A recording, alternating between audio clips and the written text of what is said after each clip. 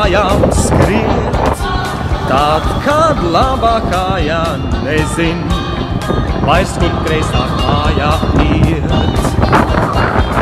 Kad beidzot kājām gājies, pats pie sava auto tiek, pašam vairs no auto priekā